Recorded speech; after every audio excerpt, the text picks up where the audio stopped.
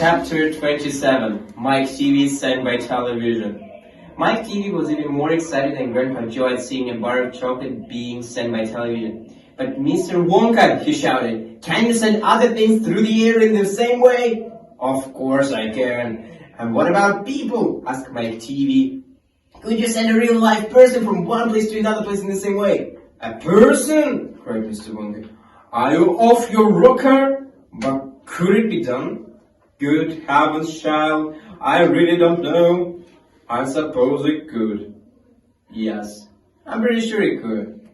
I wouldn't like to risk it. It might have some very nasty results. But Mike TV was already off and running. The moment he heard Mr. Wonka saying, I'm pretty sure it could, of course it could, he turned away and started running as fast as he could towards the other end of the room where the great camera was standing. No, no, no, no, cried Mr. Wonka. Mike, screamed Mrs. TV. Stop, come back. But there was no stopping Mike TV now. He jumped straight for the switch, scattering Oompa Loompas right and left as he went. See you later, alligator, he shouted, and he pulled down the switch. And as he did so, he leaped out into the full glare of mighty lens. There was a blinding flash. Then there was silence. Great heavens! He has gone! Shouted Mr. TV. Mr. Wonka hurried forward and placed a hand gently on Mrs. TV's shoulder. We shall have to stop for the best, he said. Mike! Screamed Mr. TV, clasping her head in her hands. Where are you? I tell you where he is, said Miss TV. He is whizzing around above our heads in a million tiny pieces. We must watch a television set, said Mr. Wonka. He may come through any moment. Mr. Wonka and Grandpa Joe and little Charlie and Mr. Wonka all gathered round the television and started tenaciously at the screen. Oh dear, said Mr. Wonka. I do hope that no part of him gets left behind. What earth do you mean? Asked Mr. TV sharply. I don't wish you alarm you, said Mr. Wonka, but does something happen that only about half the little pieces find their way into the television set? Mrs. TV let out a scream of horror. You mean only half of Max is coming back to us? She cried. Let's hope it's the top half, said Mr. TV. Hold everything, said Mr. Wonka. What's the screen? Something happened. The screen had suddenly begun to flicker. Then something wavy lights appeared. And now, very slowly, the screen began to get brighter and brighter.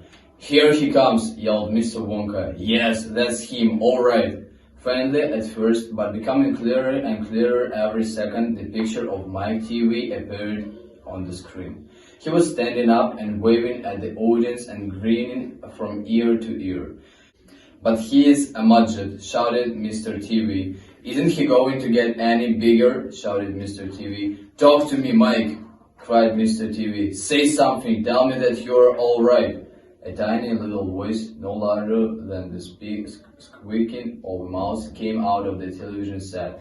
Look at me, I'm the first person ever to be sent by television. Grab him, ordered Mr. Wonka. Quick! Mrs. TV shot out a hand and picked the tiny figure of Mike TV out of the screen. Hooray! Cried Mr. Wonka. He is all in one piece. He is completely unharmed. He was certainly not more than an inch tall. He shrunk, said Mr. TV. Of course he shrunk, said Mr. Wonka. What did you expect? He won't be able to do anything, cried Mrs. TV. Oh yes, I will, squeaked the tiny voice of Mike TV. I'll still be able to watch television. Never again, shouted Mr. TV. I'm throwing the television set right out of the window the moment we get home. I've had enough of the television. When he heard this, Mike TV flew into a horrible tantrum. He started jumping up and down on the palm of his mother's hand, screaming and yelling and trying to bite her fingers. I want to watch the television, he squeaked. Oh, Mr. Wonka, wailed Mrs. TV. How can we make him grow? Well, said Mr. Wonka, stroking his beard and gazing thoughtfully at the ceiling. I must say that's a wee bit tricky.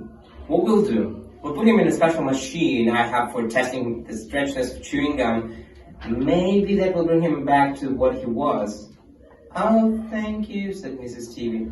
How far do you think he'll stretch? Asked Mr. Stevie. Maybe miles, said Mr. Wonka. Who knows, but he's going to be awfully thin. Everything gets thinner when you stretch it. You mean like chewing gum?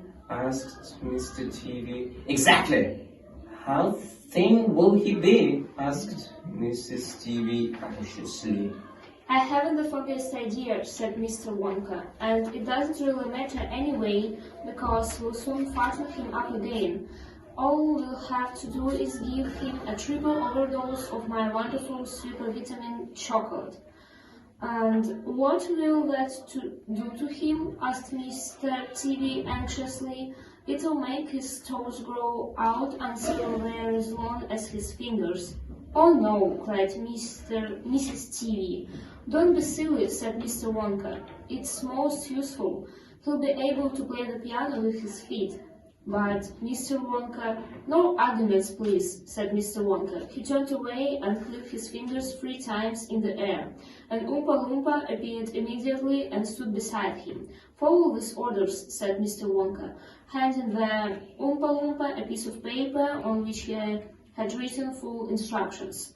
Off you go. Goodbye, Mr. TV. Goodbye, Mrs. TV. At the end of the room, the Oompa Loompa around the giant camera were already beating their tiny drums and beginning to jog up and down to the rhythm. There they go again, said Mr. Wonka. I'm afraid you can't stop them singing. Little Charlie caught Grandpa Joe's hand, and the 2 of them stood beside Mr. Wonka in the middle of the long bright room, listening to the Oompa Loompas.